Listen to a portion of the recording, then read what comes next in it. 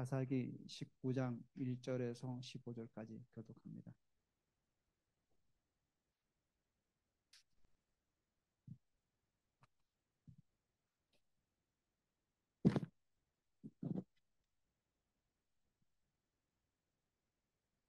제가 1절 읽겠습니다. 이스라엘의 왕이 없을 그때에 에브라임 산지 구석에 거류하는 어떤 레위 사람이 유다 베들레헴에서 첩을 맞이하였더니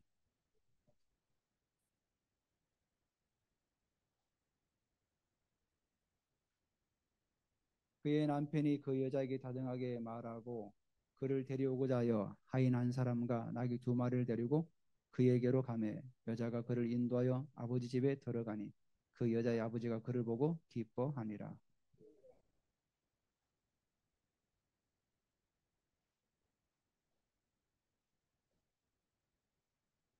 넷째 날 아침에 일찍 일어나 떠나고자 하매 그 여자의 아버지가 그의 사위에게 이르되 떡을 조금 먹고 그대의 기력을 돋운 후에 그대의 길을 가라 하니라.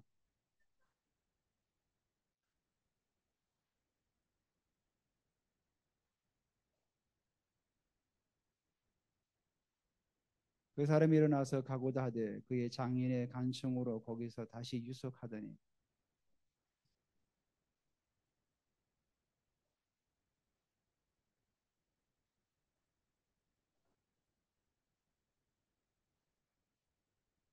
그 사람이 첩과 하인과 더불어 일어나 떠나고자 하매 그의 장인고 그 여자의 아버지가 그에게 이르되 보라 이제 날이 저물어 가니 청하건대 이 밤도 유숙하라 보라 해가 기울어느니라 그대는 여기서 유숙하여 그대의 마음을 즐겁게 하고 내일 일찍이 그대의 길을 가서 그대의 집으로 돌아가라 하니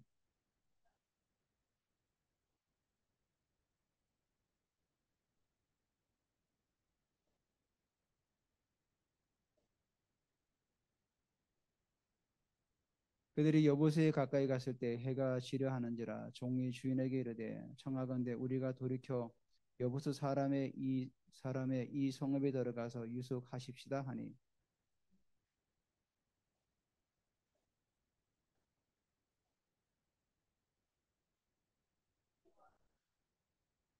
또 그 종에게 이르되 우리가 기브아나 라마 한 곳에 가서 거기서 유숙하자 하고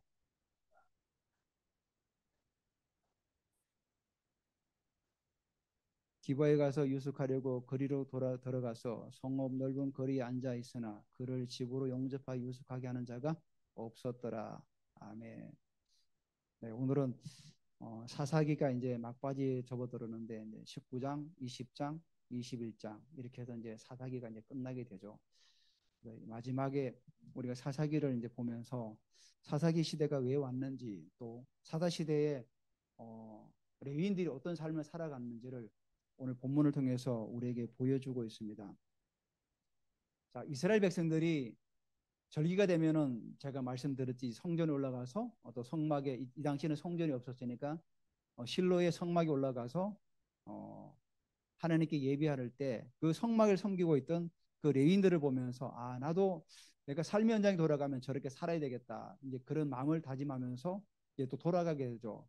그런데 이 레위인들이 이스라엘 백성들의 어떤 그런 하나님께 헌신하는 부분에 헌신이 안 되어지면은 그들은 사실은 또 일터를 찾아서 돌아갈 수밖에 없는 그런 사회적 구조가 되어 있는 거죠. 그래서 하나님께서는 이스라엘 백성들에게 레위인들을 위해서 그들이 그 일을 전무할 수 있도록 너희들이 헌신해야 된다. 그래서 그 당시 헌신하는 부분이 백성들이 10의 1조를 레인들을 위해서 이제 헌신했던 거죠. 그래서 그 레인들은 그 10의 1조를 가지고 성막에서 헌신하고 또 레인들은 그 10의 1조를 또 제사장에게 돌려가지고 제사장들이 그 직무를 감당하는 이런 구조로 이제 이스라엘 사회가 돌아가게 되었던 거죠.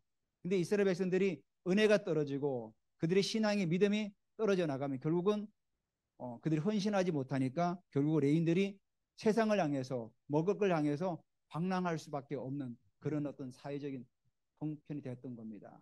그래서 레위기가 이스라엘 백성들이 가나안 땅에 들어와 가지고 그 정착하는 과정 속에 있는 거 아닙니까? 여호수아가 죽은 이후의 세대가 지금 그 사사기 시대를 말하고 있는 거 아닙니까? 그러니까 여호수아 때는 강력한 중앙의 어떤 지도자가 백성들을 이끌어 나가다 보니까 순종하면서 갔는데 그런 강력한 지도자가 없다 보니까 각기 자기 원하는 대로 살아가는 어떤 그런 어떤 시대가 되어버렸던 거죠.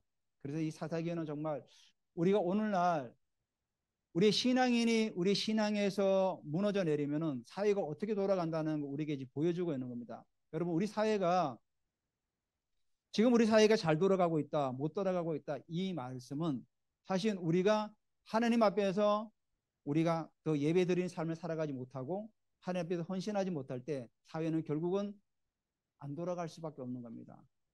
세상도 뭐 일반 사람들이 잘 해야 되지 않냐, 물론 맞지만은 그 배후에 하나님께서 일하시는 걸 보면은 우리 믿는 자가 나라를 위해서 얼마나 많이 기도하고 헌신하고 해 나갈 때 나라가 돌아가는 겁니다. 여러분, 중세 때 잘하지 않습니까? 중세 때 성직자들이 타락하다 보니까 나라가 어떻게 됐습니까? 나라가 엉망진창이 되는 거죠. 그래서 성직을 매매하고 또 성직을 가서 그걸 가지고 또 이상한 짓을 하고, 그리고 결국은 중세 시대가 계속해서 그 암흑기 시대를, 그러니까 교회사에서 중세교회를 암흑기라 그러죠. 그래서 마틴 루터가 종교개혁을 그때부터가 이제 사실 개신교가 시작된 거 아닙니까? 그런 의미에서 자, 우리가 살아가는 이 세상에 우리 신앙인 한 명 한 명이 세상 속에서 빛과 소금의 역할을 얼마나 잘 감당하고 있는가가 너무 중요합니다. 그래서 여러분이 일터에 가서 그분들 일하는 분들을 축복하고, 사실은 저도 일하고 있지만은 뭐 오너라든지 직원들을 보면은 참 이게 마음에 안 드는 부분이 많이 있어요. 뭐 친척이다 보니까 뭐 퇴근 출근 늦게 하고 뭐 이런 부분도 있고 한데, 참 그런 부분을 보면서 이제 걔도 저는 영광을 선포하죠.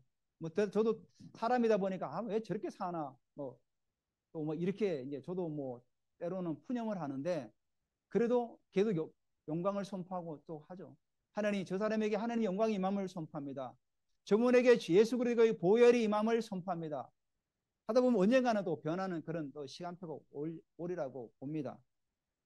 그래서 오늘 우리가 이 레인의 삶을 알아보면서 사사시대가 올 수밖에 없다, 그런 어떤 걸 보게 되죠. 그래서 오늘 우리가 이 타락된 문화를 바라보면서 우리는 반면교사를 삼고 우리가 또 이 부분을 기억하면서 우리가 이렇게 살면 이렇게 돌아가는구나 하는 걸 좀 깨닫고 우리가 반대의 삶을 살아가시기를 주님의 이름으로 축복합니다. 자, 19장 1절에 보면은 이스라엘의 왕이 없을 그때에, 자, 이스라엘이 1절에 뭐라고 시작합니까? 이스라엘이 왕이 없을 그때에. 물론 이게 인간적인 왕이 될 수도 있죠. 이게 사사기가 기록된 시기가 왕정 시대에 기록됐기 때문에 과거를 기록한 거예요. 역사는 항상 언제 기록합니까? 후대가 기록하지 않습니까? 그러니까 사사기 저자도 후대의 왕정 시대 때 기록하다 보니까 그때 이스라엘이 왕이 없을 그때에, 왕이 없다 보니까 자기 소견에 옳은 대로 막 행하며 살아가는 거죠. 근데 우리가 영적인 사실을 바라보면 근본적으로 이스라엘이 왕이 없는 그때 뭡니까? 이스라엘 백성들이 하나님을 왕으로 인정하지 않을 때 말씀하고 있는 거예요. 우리가 삶을 살아가면서도 우리가 모든 삶의 환경에서 하나님 아버지를, 예수 그리스도를 나의 왕, 나의 주로 인정하지 않고 살아간다면은 결국은 우리도 이런 레위기 마지막, 아니 사사기 마지막에 나오는 그런 레위인의 삶을 살아갈 수밖에 없다는 겁니다. 왜? 나의 왕 대신 예수 그리스도를 내가 인정하지 않고 나의 삶을 내 속에는 옳은 대로, 내 생각대로, 내 경험대로 살아가면 결국은 나도 레위인처럼 세상에 동화되어서 세상의 풍습을 따라 살아가는 거죠. 많은 크리스찬들이 교회를 나오지만은 그들이 세상에 나가면 어떻게 살아갑니까? 세상의 논리를 따라 살아가죠. 하나님의 말씀의 원리를 따라 살아가는 것이 아니라 세상의 논리를 따라 살아가는 거죠. 우리가 뭐 그런 걸 다반사로 보지 않습니까? 여러분, 우리가 국회에 얼마나 기독교인들이 많이 있습니까? 근데도 여전히 국회는 변하지가 않는 거죠. 왜? 거기는 세상의 논리가 지배하기 때문에. 여러분, 윌리엄 월버포스를 아십니까? 윌리엄 월버포스는 그 노예 상인이 됐다가 나중에 목사님 되시는 존 뉴턴인가요? 그분에게 조언을 받고 처음에는 그분이 목사가 되려고 그랬어요. 그 월버퍼스가. 근데 그 뉴턴을 만나가지고 너는 정치계로 들어가서 정치계를 좀 변화시키기를 원한다.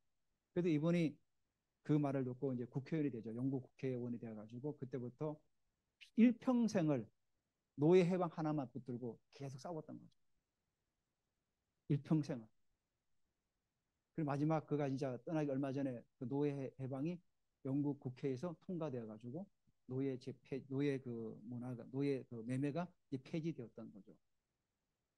근데 그분이 그 일을 할 때 수많은 살해 위협과 많은 그 압박을 받았죠. 그래도 굴하지 않고 그가 하나님 앞에서 그 일을 감당했던 거죠. 바로 그런 거죠. 우리가 세상에서 세상의 문화가 그러니까 아마 그렇게 살아가면 돼 이게 아니라 하나님께서 원하지 않고 하나님께서 반대되는 하나님이 반대되는 그런 게 있다면 우리는 끝까지 싸워야 되죠. 그런 정치인은 정치인대로 싸워야 되고 우리 신앙에는 각자의 일터에서 또 하나님께 받은 소명을 가지고 부단 없이 기도하며 나아가야 되는 거죠. 그렇지 않으면 결국은 이 시대가 어떻게 변화갑니까? 사사기 시대처럼 변해가는 거죠. 그때는 왕이 없으므로 자기 소견에 오른 대로 자기 마음대로 살아가는 거죠. 그러니까 우리나라가 동성애는 이런 성소수자라는 이름으로 포장해가지고 그들을 또 인권을 옹호한다는 차원에서 차별금지법을 만들고. 그러니까 이 사단은 어떻게 하든지 그 미사 여고를 만들어가지고 계속 사람들을 올무에 계속 머물게 만드는 게 사단의 전략이에요. 여러분 우리가 동성애자를 차별하는 겁니까? 그렇지가 않아요. 성경에 반대되고 그건 사회에 완전히 무너뜨리기 때문에 우리가 동성애를 반대하는 거죠. 동성애를 해놔가지고 남자가 여자가 만약에 결혼해가 산다면은 그 자녀가 볼 때 모델이 없지 않습니까? 아버지의 모델이 없고 엄마의 모델이 없는 거예요. 남자끼리 결혼해서 아이를 입양을 하면은 엄마에 관한 모델을 볼 수가 없는 겁니다. 정상적인 가정에서 자라날 수가 없는 거죠. 하나님의 가정이라는 제도를 통해 가지고 하나님의 나라를 경험하기를 원하시는 게 하나님이시거든요. 그래서 하나님께서 우리 인간 창조하신 다음에 제일 먼저 만든 제도가 결혼제도예요. 결혼제도가 뭡니까? 잠시 그냥 어떤 성적인 만족을 해서 만든 게 아니라는 거죠. 제가 이제 후반부에 한번 말씀드리겠는데 하나님의 결혼이라는 제도를 통해 가지고 하나님의 나라를 경험하게 만드는 가정에서 우리가 부모된 자라서 자녀된 자라서 가정을 이루면서 하나님 나라가 어떻게 우리 삶 가운데 구현되는가를 경험하지 않고는 세상에 나가서 하나님 나라를 경험할 수가 없는 겁니다. 그래서 가정이 너무 중요한 겁니다. 그래서 자녀를 출산하고 자녀를 키우면서 그 자녀는 하나님 아버지를 육신의 부모를 통해서 배우게 되고 또 부모된 자는 그 하나님 아버지의 마음을 가지고 자녀를 대하면서 하나님 나라를 세워나가는 거죠. 그래서 하나님께서 그런 가정을 원하시는 겁니다. 제가 언젠가 그 뉴스를 보니까 우리나라가 작년인가요? 출산율이 0.78%입니까? 한 명도 안 낳는다는 거예요. 여러분 자녀 좀 많이 낳으세요. 물론 어떤 경제적인 부분이 좀 많이 제약을 받지만 그래도 하나님께서 필요를 따라 채우십니다. 우리가 하나님 자녀지 않습니까? 하나님은 우리의 필요를 채우시는 하나님이기 때문에 자녀가 많아서 살라고 하는 게 아니라 우리는 하나님께서 원하시는 말씀을 따라 살아가는 게 너무 중요한 겁니다. 자, 이스라엘의 왕이 없을 그때에 에브라임 산지 구석에 사사기 저자가 참 재밌게 표현했어요.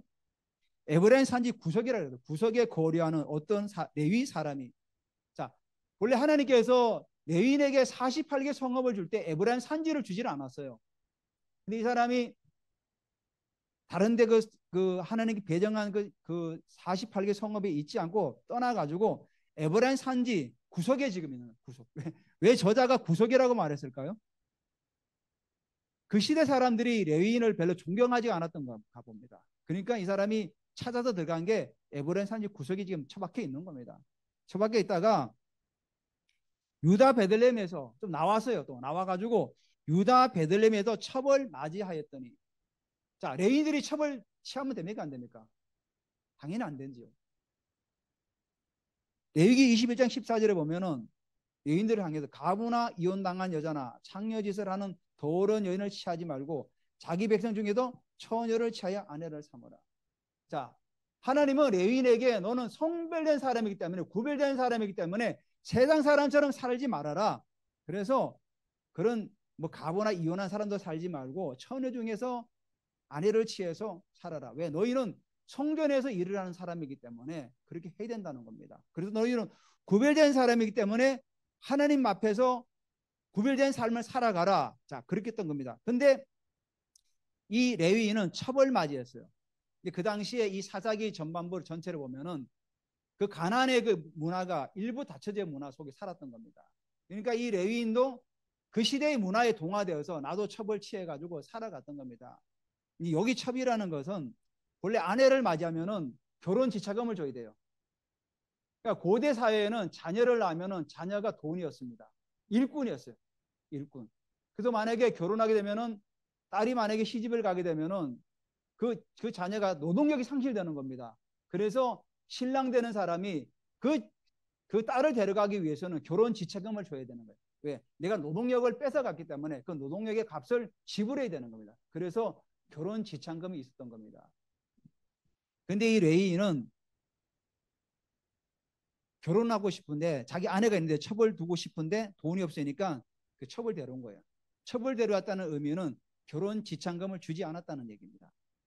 그래서 이 첩이라는 의미가 결혼 지참금을 주지 않고 데려왔기 때문에 첩이라고 이렇게 표현하고 있는 겁니다. 그리고 2절에 그 첩이 행음하고 남편을 떠나 유다 베들레헴 그의 아버지 집에 돌아가서 거기서 넉 달 동안 지내매. 자, 근데 이 첩이 행음을 했다는 겁니다. 자, 우리가 알지만 성경 시대 때 행음하면 어떻게 합니까? 돌로 쳐 죽이는 거예요. 간음죄는 돌로 쳐 죽이는 그런 죄를 지는 거죠. 근데 죽지도 않고 지금 남편을 떠나 유다 베들레헴에 그의 아버지 집에 돌아갔다고 말씀하고 있습니다. 여기 2절에 행음하고 남편을 떠났다는 이 떠났다는 의미가 완전히 등을 돌렸다는 의미예요. 그러니까 남편도 뭔가 잘못을 했고 이 여자도 뭔가 잘못을 해가지고 서로가 완전히 등을 지고 떠났다는 거예요. 여기 떠났다는 의미가 잠시 길을 떠난 게 아니라 완전히 등을 돌리고 떠났다는 거예요. 떠나가지고 유다 베들레헴 자기 아버지 집에 지금 들어가서 거기서 지금 넉 달 동안 지내고 있는 거예요. 자, 그러니까 그의 남편이 그 여자에게 다정하게 말하고 그를 데려오고자, 다정하게 말한다는 건 뭡니까? 오해를 풀고 다시 잘해보자. 이런 의미를 가지고 이제 계획을 가지고 그를 데려오고자 하인 한 사람과 나귀 2마리를 데리고 그에게로 가매 여자가 그를 인도하여 아버지 집에 들어가니 그 여자의 아버지가 그를 보고 기뻐하니라. 자, 장인어른이 기뻐한 거죠. 자기 딸이 이제 그 집에 돌아왔으니까 옛날 말하면 소방 맞아서 돌아왔다 뭐 그렇게 얘기하지 않습니까? 돌아왔는데 그 사위가 자기 딸을 데리러 온 거 보고 너무 기뻤던 겁니다. 그래서 그 이제 집에 들여서 이제 지내게 되죠. 그래서 4절에 그의 장인고 그 여자의 아버지가 그를 머물게 하며 그가 3일 동안 그와 함께 머물며 먹고 마시며 거기서 유숙하다가 자, 그 당시에는 3일 정도가 딱 적당한 시기예요. 3일 동안 머무는 것은 어떤 사람도 말하지 않아요. 그리고 또 받는 사람이나 들어간 사람이나 3일 정도는 머물러 주는 게 예의입니다. 그래서 3일 동안 먹고 마시면서 거기서 이제 유숙을 하게 됩니다. 자, 이제 5절에 넷째 날 아침에 이제 3일을 묵었기 때문에 당연히 떠나야 되는 거죠. 자, 넷째 날 아침에 일찍이 일어나 떠나고자 하며 그 여자의 아버지가 그 사위에게 이르되 떡을 조금 먹고 그대의 기력을 돋운 후에 그대의 길을 가라 하니라. 자, 떡을 먹고 그대의 기력을 돋우라. 그러니까 너의 마음을 좀 뭐죠? 지탱을 하라. 너의 마음을 좀 기쁘게 하라. 막 그런 의미를 가지고 있는 겁니다. 그러니까 6절에 2사람이 앉아서 함께 먹고 마시며 그 여자의 아버지가 그 사람에게 이르되 청하니 이 밤을 여기서 유숙하여 그대의 마음을 즐겁게 하라 하니 그대의 마음을 즐겁게 하라. 자, 이 레이는 3일을 돼서 이제 떠나려고 하니까 장인어른이 계속 붙잡아 가지고 못 떠났습니다. 못 떠났는데 이 장인이 하는 말이 뭐냐면 6절에 그대의 마음을 즐겁게 하라. 그러니까 실제로 그 사람이 일어나서 가고자 돼 그 장인이 간청으로 거기 다시 유숙하더니 이렇게 말씀해요. 그래서 5째 날에 아침에 일찍이 일어나 떠나고자 하며 그 여자의 아버지 이르되 청하노니 그대의 길을 도두고 해가 기울도록 머물라 하며 2사람이 함께 먹고 또 함께 먹었다. 이게 뭡니까? 이게 뭐냐면은 세상의 문화에 계속 젖어 살도록 만드는 머무름의 법칙이에요. 세상의 문화에 계속 젖어 살도록 계속 붙잡고 있는 거예요. 이 사단은. 레인이 하는 일이 뭡니까? 사실은 성전에서 일을 해야 되는 거죠. 근데 이 사람이 계속해서 그 세상의 문화에 발목이 잡혀서 물론 장인은 선의를 가지고 그를 붙잡아둬서 마음을 즐겁게 하라 하는데 사실은 사명을 부르심을 망각하게 만드는 거죠.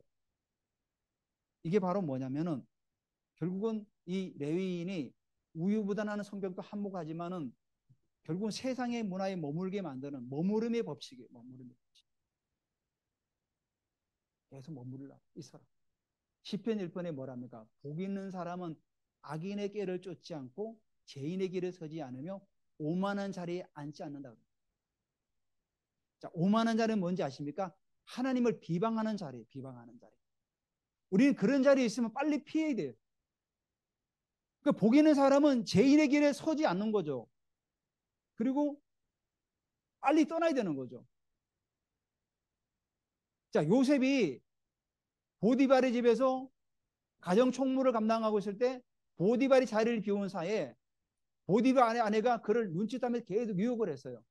그러다가 정말로 뭔가 심부름이 있어서 보디발의 아내에게 뭔가 갖다 주러 갔다가 거기서 발목이 잡히죠.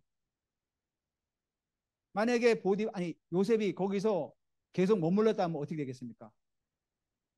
우리말로 누이 좋고 매부 좋고 그가 가정 총무하는 일에 형통하게 되었을까 안 되었을까요?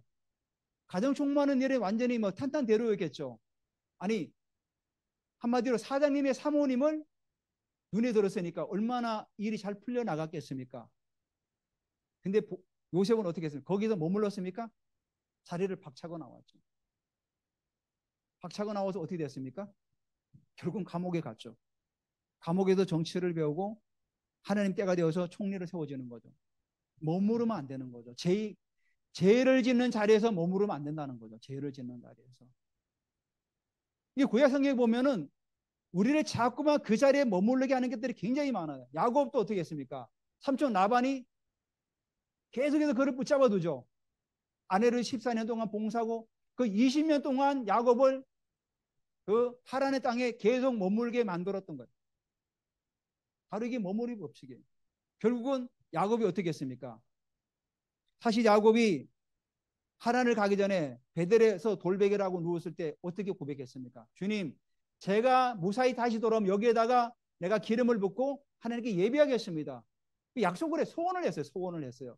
근데 그 소원을 잊어버렸던 거죠. 잊어버리고 계속해서 하란 땅에서 먹고 살기 편안해 계속 머물러 있었던 거죠. 근데 계속 머물다 보니까 결국은 삼촌한테 거짓말로 속임을 당하고 그래서 결국 깨달았죠. 아, 내가 하나님의 부르심을 따라 가야 되겠다. 그리고 길을 나서게 되는 거 아닙니까? 길을 나서지만 그가 어려움들이 있었지만 하나님 그 어려움들을 하나하나 다 제거하죠. 결국은 그 부르심의 자리까지 가게 만드는 게 하나님이시죠. 결국은 뭐냐면 우리가 오늘 레위인이 결국은 여기에 머물렀기 때문에 나중에 할을 당하게 되는 거죠.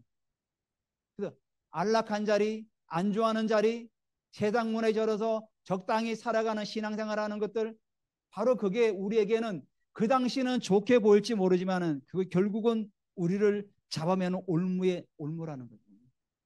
사실 이게 올무가 되지 않습니까? 레위인에게 나중에 올무가 돼요. 그래서 우리가 신앙생활은 항상 뭡니까? 긴장해야 돼요. 그래서 하나님께서 출애굽하실 때 이스라엘 백성들이 어린 양을 잡아먹을 때 어떻게 잡아먹었죠? 허리에 띠를 띠고 급하게 먹어라. 빨리 떠나라는 거죠. 왜? 바로는 계속해서 이스라엘 백성들을 그 애굽 땅에 머물게 하려고 했던 거죠. 야, 여기서 그냥 계속 종살이해. 너희들 떠나면 안 돼. 근데 하나님은 그들이 거기 있기를 원하지 않았던 거죠. 빨리 떠나기를 원. 그래서 어린 양을 잡아서 불에 구워서 빨리 급하게 먹고 서서 급하게 먹고 빨리 떠나라는 거죠. 그러니까 우리가 혹시라도 그런 자리가 있다면 빨리 떠나라는 거죠. 우리가 한번 우리의 신앙을 한번 점검해 보시기 바랍니다. 정말 내 신앙에서 내가 안주하고 있고 내가 정말 평안한 가운데 계속해서 그런 자리에 내가 있는가. 세상의 문화는 계속 그 자리에 머물게 하기를 원하는 게 세상의 문화예요. 여기 장인어른도 바로 그런 것들이에요. 오늘 우리에게 주시는 메시지가 계속 편안하게 그냥 마음을 즐겁게 하라지 않습니까? 마음을 즐겁게 하라. 기력을 돋은 다음에 마음을 즐겁게 하는 게 뭡니까? 주일날 예배 끝나면 내가 어디 가서 뭘 먹을까? 어디가 좋던데? 우리가 다시 한번 생각하게 하는 말씀이죠. 그래서 로마서 13장 11절에 또한 너희가 이 시기를 알거니와 자다가 깰 때가 벌써 되었으니 이는 이제 우리의 구원이 처음 믿을 때보다 가까이 왔습니다. 가까이 왔다는 거죠. 그러니까 자다가 깰 때라는 거죠. 긴장하고 있으라는 거죠. 그러면서 이 레위인이 이게 살다 보니까 사실 이 레위인이 기도가 없었어요. 해산의 기도가 없었어요. 우리가 성경에 보면은 그 숫자라든지 그런 어떤 뭐 이게 나오면 그게 의미가 있는 겁니다. 여기 이 첩이 남편을 떠나 2절에 보면은 자기 그 친정에 가서 넉 달 동안 지냈다래. 넉 달. 4개월이죠. 4에 4. 그리고 이 레윈이 떠나려고 하는 그 날짜가 언제입니까? 다섯째 날이에요. 그 4 더하기 5는 얼마냐면 9잖아요. 9는 완전 숫자가 아니에요. 우리가 아이를 출산할 때 언제 출산합니까? 10개월 되면 출산해야 되죠. 그러니까 지금 출산을 해야 되는데 해산의 기도해야 되는데 해산의 기도를 하지 못하고 있는 거예요. 이 여인은 해산을 해야 되는 거예요. 그러니까 뭔가 돌파가 돼야 되는데 돌파되지 못하고 있는 거예요. 그러니까 어떻게 됩니까? 그들이 여부수에 가서 할을 당하죠. 그래서 10절에 보면 그 사람이 다시 밤을 지내고자 아니하여 일어나서 떠나 여부수 맞은편에 이르렀으니 여부수는 곧 예루살렘이라 안장 지은 나귀 2마리와 첩이 그와 함께 하였더라. 여부수는 그 당시에 그 뭐죠? 여부수 족속이 살았던데 원래는 그 살렘 옛날에 창세기 보면은 살렘왕 멜기세덱이 다스렸던 지역이 여부수 지역입니다. 근데 그 중간에 역사는 어떻게 인지 모르겠지만은 이스라엘 백성들이 애굽에 들어갔다 다시 나오니까 그 살렘에는 여부수 족속이 진을 치고 있었던 거예요. 고지. 여러분 예루살렘은 천년의 요새입니다. 로마 군대가 예루살렘을 함락할 때 얼마나 시간이 많이 걸렸습니까? 천년 요새, 천년 요새. 그러니까 산지에 있어 이게 예루살렘이요. 그러니까 본래 옛날 이름은 살렘이어서 살렘. 그래서 아브라함이 자기 가병을 데리고 조카 롯을 구해오지 않습니까? 그때 살렘왕 멜기세덱에 10의 1조를 드리지 않았습니까? 그래서 그 멜기세덱의 이름이 나오지 않습니까? 그 당시 그 여부수가 원래 살렘이었던 거죠. 근데 지금은 뭐랍니까? 여부서라는 거죠. 그러니까 여기 10절에 여부서는 곧 예루살렘이라 이렇게 말씀하고 있지 않습니까? 그래서 안장지은 나귀 2마리와 첩이 그와 함께 하였더라. 자, 그들이 여부서에 가까이 갔을 때 해가 지려 하는지라 종이 주인에게 이르되 청하건대 우리가 돌이켜 여부서 사람의 이 성에 들어가 유숙하십시다 하니. 그러니까 여부서는 지금 여부서 족속이 다스리고 있으니까 그러니까 주인이 12절에 주인이 그에게 이르되 우리가 돌이켜 이스라엘 자손에게 속하지 아니한 이방 사람의 성읍으로 들어갈 것이 아니니 기브아로 나아가리라 하고. 그러니까 그래도 이 레위인은 이방 땅에 가기를 이제 싫어했던 거죠. 그래도 말씀을 그래도 어느 정도 알고 있었기 때문에 그래서 또 그 종에게 우리가 기브아나 라마 중 한 곳에 가서 거기서 유숙하자 하고 24절에 모두 앞으로 나아가더니 베냐민에 속한 기브에 가까이 이를 해가 진지라. 자, 그래서 그 당시 이 기브아는 뭐죠? 베냐민 지파가 다스리던 지역이었던 거죠. 그러니까 베냐민 지파가 속한 지역에 그 기브아에 왔을 때 해가 지게 되는 겁니다. 자, 오늘 이게 두 번째로 보면서 그 당시에 그 어떤 한 지파를 우리가 예를 들지만은 그 당시에 그 이스라엘 사람들의 그 삶을 지금 보게 되는 거죠. 자, 그래서 15절에 기브아에 가서 유숙하려고 그리로 돌아 들어가서 성읍 넓은 거리에 앉아 있으나 그를 집으로 용접하여 유숙하게 하는 자가 없었더라. 자, 예전에는 나그네가 길을 가다가 성읍이 보면 그 강장이 있습니다. 넓은 거리. 거기에 앉아 있으면은 지나가는 사람들이 이 사람들이 나그네하구나 하고 자기 집으로 모셔가지고 발을 씻기고 음식을 주면서 하루를 유숙하게 만들었던 게 그 당시 이스라엘의 문화였어요. 왜냐하면 하나님께서 신명기 10장 19절에 보면 이스라엘 자손 그들이 애굽에서 나그네 생활을 하였기 때문에 너희들이 애굽에서 나그네 생활을 하였기 때문에 너희들도 나그네를 잘 대접하라. 그래서 이스라엘에는 이들은 하나님 말씀을 따라 나그네가 오면은 반드시 자기 집에 초대해 가지고 유숙하게 하는 그런 어떤 문화가 있었던 거죠. 문화이기 전에 하나님의 명령이었던 겁니다. 근데 이 베냐민의 지파의 이 기브아 지역은 어떻게 있습니까? 영접하는 사람이 없었다는 거예요. 15절에 기브아에 가서 유숙하려고 거리로 돌아 들어가서 성읍 넓은 거리 강장을 말하는 거죠. 앉아 있으나 그를 집으로 영접하여 유숙하게 하는 자가 없었더라. 한마디로 사람들이 메말라 있었던 거죠. 사람을 존중하는 문화가 없었던 거예요. 아, 저 사람들이 갈 곳이 없구나. 빨리 우리 집에 모셔야 되겠다. 그런 사람이 없었던 거예요. 그만큼 그 당시 베냐민 지파의 기부한 사람들이 악했다는 거죠. 감정이 메말라 있고. 왜? 하나님을 왕으로 인정하지 않는 삶을 살아가다 보니까 세상 사람 논리에 따라서 그 당시에 가난의 문안에 젖어들어서 그렇게 살아가니까 당연히 하나님 백성인 사람을 와도 반기질 않는 거죠. 그러니까 16절에 저녁 때 한 노인이 밭에서 일하다가 돌아오니 그 사람 본래 에브라임 산지 사람으로 기과에 고려하는 자여 그곳 사람들은 베냐민 자손이더라. 성경이 말씀하고 구별되죠. 그 사람 본래 베냐민 사람이 아니고 어디 사람이죠? 에브라임 지파의 그 산지에 사는 그 사람이라고 말씀하고 있는 거죠. 그만큼 이 베냐민 지파들이 그만큼 사람들이 감정이 메말라 있고 악하다는 걸 지금 보여주는 거죠. 그러니까 실제로 노인이 눈을 들어 사실 17절에 보면은 감탄사가 붙어 있어요. 아, 그런데 뭐 이런 식으로 지금 이들이 레위인가 하인가 그 첩이 거리에서 유숙할 수밖에 없는 그런 상황이었는데 그때 뭐 갑자기 이런 식으로 노인이 눈을 들어 성읍 넓은 거리에 나그네가 있는 것을 본지라 노인이 묻되 그대는 어디로 가며 어디서 왔느냐. 드디어 노인이 눈에 들어왔던 거죠. 우리도 이런 눈을 좀 가지시기 바랍니다. 자, 우리의 눈을 들어서 하나님을 바라보면서 세상을 바라보며 사람을 바라볼 때 정말 그 사람 속에 하나님의 계획을 발견하게 하시고 하나님의 뜻을 발견하게 하는 그런 어떤 은혜가 있으시기를 주님의 이름으로 또 축복합니다. 그가 그에게 이르되 우리는 유다 베들레헴에서 에브라임 산지 구속으로 가나이다. 나는 그곳 사람으로 유다 베들레헴에 갔다가 이제 여호와의 집으로 가는 중인데 나를 자기 집으로 영접하는 사람이 없나이다. 자, 이게 사정을 얘기하는 겁니다. 내가 지금 원래는 에브라임 산지에 있는 사람인데 지금 유다 베들레헴에서 그쪽으로 가고 있는 길인데 지금 여기 해가 저물어 가지고 강장이 있는데 나를 영접할 사람이 없다는 겁니다. 그러니까 19절에 우리에게 나귀들에게 먹일 집과 여물을 있고 나와 당신의 요종과 당신의 종인 우리들과 함께할 청년에게 먹을 양식과 포도주가 있어 무엇이 부족함이 없나이다 하는지라. 최대한 그 노인에게 신세를 안 지려고 우리에게 다 있다. 그러니까 잠만 재워 달라. 뭐 이런 의미를 가지고 이제 얘기한 것 같아요.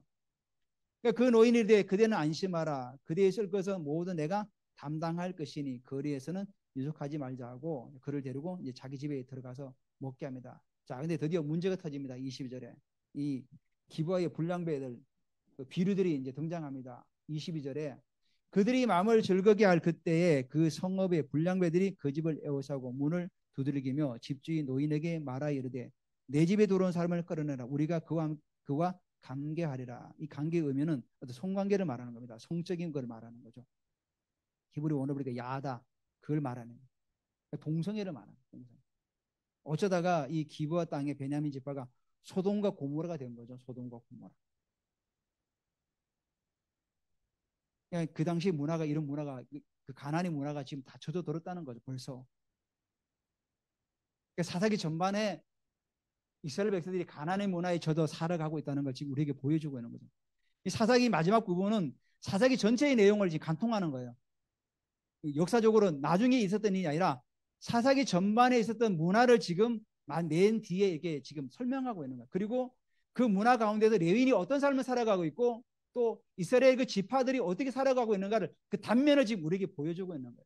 그만큼 뭐죠? 이 사사기 시대는 완전히 하나님 없이 살아가는. 그러니까 사사기 저자가 우리에게 말하고자 하는 의미가 뭘까요? 자, 봐라. 하나님을 왕으로 인정하지 않고 하나님 없는 사람의 삶이 이런 삶이다. 이걸 보여주고 있는 겁니다. 한마디로. 마찬가지로 이 대한민국 땅에도 하나님이 왕으로 인정하지 않고 하나님의 그 나라의 원리와 그 사랑의 원리와 가치가 이 나라에 작동되지 않으면 우리도 이 나라가 동성애가 활개칠 것이고 이상한 어떤 그런 문화가 계속해서 들어오게 될 겁니다. 우리가 이번에 이태원 참사를 사고를 보지 않았습니까? 우리가 문을 열어준 거예요. 우리가 문을 열어준 거예요. 사실은 이태원은. 왜냐하면 제가 말씀드리지 않았습니까? 어린이집, 유치원 이런 모든 학원에서 할로윈 데이를 계속 열어주지 않았습니까? 아이들에게 심어주지 않았습니까? 그 아이들이 자라난 새들이 당연히 어디 갑니까? 그 문화를 즐기기 위해서 이태원을 찾아간 거죠. 그러니까 우리가 문을 열어줬다는 겁니다. 제가 그러지 영적인 부분은 영접이 있다. 영은 영접할 때 들어와가지고 거기에 머무는 거예요. 머무는 거예요. 계속 머무는 거예요. 그러니까 23절에 그 집주인이 그 사람에게 그 사람이 그들에게 나와서 이르되 아니라 내 형제들아 청하노니 이 같은 악행을 저지르지 말라. 이 사람 내 집에 들어왔으니 이런 망령된 일을 행하지 마라. 망령된 일을. 동성애 이런 하나님 앞에 망령된 일이니까 하지 말라는 거죠. 근데 24절에 보면 참 너무 좀 이게 좀 이게 이해가 안 되는 부분이 있습니다. 24절 한번 보시기 바랍니다. 보라 여기 내 처녀 딸과 이 사람이 첩이 있으니즉 내가 그들을 끌어내리니 너희가 그들을 욕보이든지 너희 눈에 좋은 대로 행하되 오직 이 사람에게는 이런 망령된 일을 행하지 말라 하니 이게 무슨 의미입니까? 자기 딸을 내주겠다는 거예요. 그리고 자기도 그 사람의 첩을 내주겠다는 거예요. 그래서 망령된 일을 하지 말라는 거예요. 앞뒤가 맞지 않잖아요. 자기 딸하고 그 첩을 내주면서도 이 사람에게는 망령된 일을 하지 말라. 결국 뭡니까? 이거는 타협이라는 거예요. 타협하는 타협하는 문화. 세상 문화에 타협하는 거죠.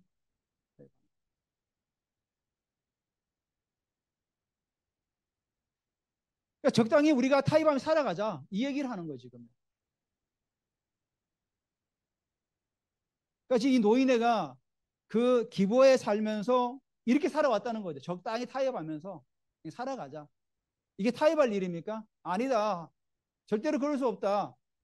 하고 단호하게 내려야죠. 결론을 내려야죠. 근데도 이 노인은 타협을 했던 겁니다.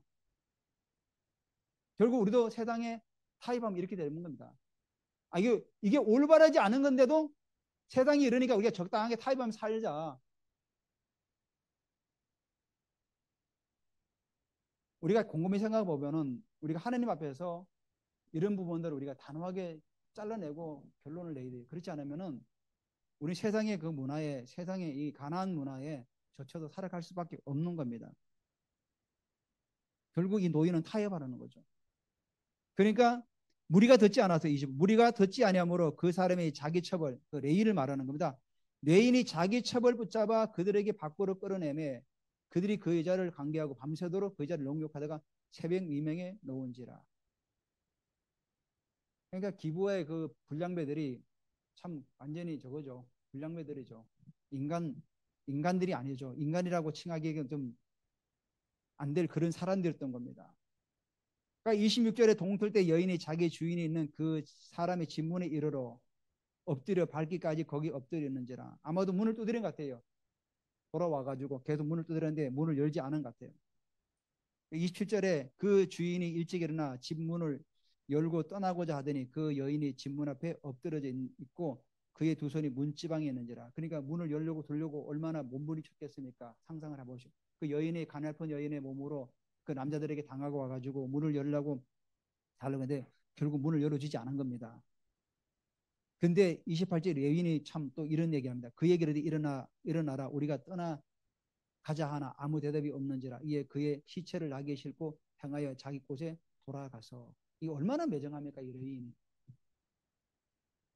밤새도록 했으면 안부가 걱정돼서라도 찾으러 다니도 해야 되는데 어떡합니까 지금 그냥 일어서 그 누워있는 여인을 향해서 일어나라 우리가 떠나자. 정말 이 레인이 얼마나 냉혹한 사람. 그리고 그 사람들도 그렇고 한번 좀 나와서 찾아보지 않은 거죠. 그만큼 그 시대의 문화와 그 레위인도 똑같은 삶을 살아갔던 거죠. 누구 하나 네가 더 잘못했고 뭐 네가 더 잘났다 이게 없어. 똑같아 다 똑같아. 레위인도 마찬가지고 그 기부의 그 비류들 불량배들 똑같은 거죠. 냉혹한 세상이죠. 완전히 메말라 가 있는 거죠. 그래가지고 이 사람이 자기 첩을 다 12동이 내가지고 또 이스라엘 땅에 온 땅에 보냅니다.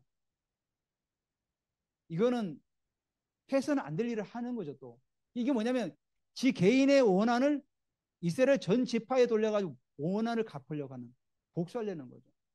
나중에 우리 20장에 보면은 이스라엘이 40만이 모여가지고 베냐민을 치는데 두 번이나 집니다. 왜 지게 합니까? 그건 하나님께서 너네들도 잘못이 있다. 물론 나중에 이제 베냐민 지파가 이제 지게 되죠.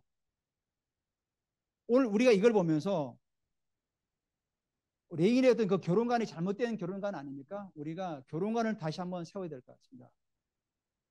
자, 우리가 교회를 신부라 그러죠. 신부. 우리가 예수님을 신랑이라고 말씀하고 있죠. 자, 신랑 대신 예수님께서 교회를 어떻게 사랑했습니까?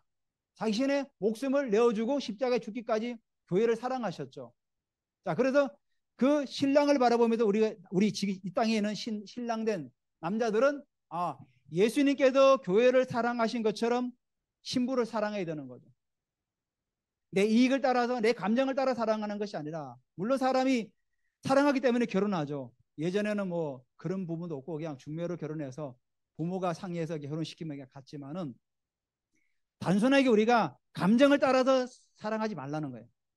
예수님께서 교회를 사랑하신 것처럼 우리도 예수님처럼 아내를 그렇게 사랑하는, 내 감정에 치우치지 말고 늘 일관되게 사랑하라는 거죠. 일관되게. 내 감정이 좋으면 사랑했다가 내 감정이 안 좋으면은 뭐 또 뭐 안 좋았다가, 이게 아니라는 거죠. 그러니까 지금 사회가 왜 이혼이 많습니까? 자기 감정 따라 사니까. 그렇죠. 감정 따라서. 사랑해서 결혼한 건 맞습니다. 근데 어떡합니까? 내 감정이 좋을 때는 막 좋아. 감정이 나쁘면은 다시 한번 생각해 봐야 되겠는데, 잠깐 떨어져 있죠? 그러니까 우리 신앙인의 결혼과는 그렇게 살면 안 된다는 거죠. 신앙인은 예수님께서 교회를 어떻게 사랑하셨는가를 기억하고 우리가 아내를 사랑하고, 그럼 아내는 어떻게 하죠? 아내는 예수님께서 교회를 어떻게 섬기는가를 보면서 우리는 또 신랑을 섬기는 거죠. 서로가 동등된 입장에서. 누가 뭐 높고 낮은 게 아니죠. 교회는 예수님을 우리가 어떻게 섬겨야 됩니까? 그런 부분을 생각하면서 또 신랑을 섬기는 거죠. 교회는 예수님의 몸된 교회 아닙니까? 그러니까 그 몸된 그 지체들을 위해서 우리가 어떻게 섬겨야 되는가? 그러니까 이 결혼이라는 이 제도 안에서도 예수님과 우리 교회가 결혼하지 않습니까? 이런 문화에서 어떤 계시적인 차원에서 우리가 이거 결혼 생활을 해나가야지, 단순하게 감정에 치우쳐가 왔다 갔다 하면은 결국은 쉽지가 않죠. 여러분도 지금 결혼 생활하고 있지만은 우리가 좀 더 말씀에서 먼저 생각할 건 예수님께서 교회를 어떻게 사랑하셨는가. 그러면 나는 신부된 자라서 내가 그럼 어떻게 주님을 섬겨야 되는가.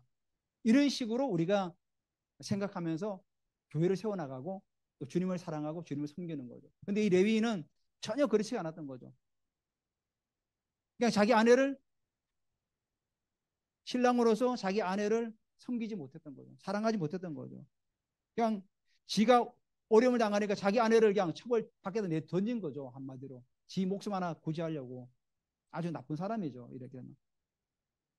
오늘 우리가 이 사사기 후반부에 있는 이 사사기 시대의 문화를 하나 바라보면서 우리가 어떻게 살아가야 되는가를 다시 한번 생각하면 좋겠습니다. 세상의 문화에 계속 머물러 있으면 결국은 이런 하를 당하게 되는 겁니다. 그러니까 이 레위인은, 사실 레위인이 미리 떠났으면, 아침 일찍 떠났으면 이런 어려움을 당하지 않았죠. 자기 산지로 갈 수 있었는데 계속 그 노인네가 장인어른이 붙잡으니까 거기 계속 붙잡혀가지고 결단하지 못하고 우유부단하게 결단하지 못하고 있어요. 결국은 이런 어려움을 당했던 거죠. 우리도 마찬가지입니다. 우리를 부르심을 향해 나아가지 못하도록 계속 세상의 문화와 세상의 안락은 우리를 붙들고 있는 거죠. 무엇을 먹을까? 무엇을 어디 가면 맛있는데? 어디 가면 좋은데? 계속 세상의 문화는 우리를 거기 머물게 만드는 거죠. 왜? 우리를 부르심을 쫓아가지 못하도록 만드는 거죠. 그러니까 우리가 부르심을 향해 가려기 위해서는 우리가 결단이 필요한 거죠. 돌파해 나가야 되는 겁니다. 이 레위인도 아닙니다, 장인어른, 내가 떠나야 되겠습니다 하고 단호하게 결단하고 떠나야 되는데 그러지 못했다는 겁니다. 그래서 우리의 삶에서 그런 우유부단함들이 있으면 안 됩니다. 우리가 신앙에서는 결코 타협해서는 안 될 부분이 있지 않습니까? 그런 부분을 우리가 기억하면서 우리가 말씀을 한번 기억하고 또 결혼관을 다시 한번 생각하면 좋을 것 같습니다.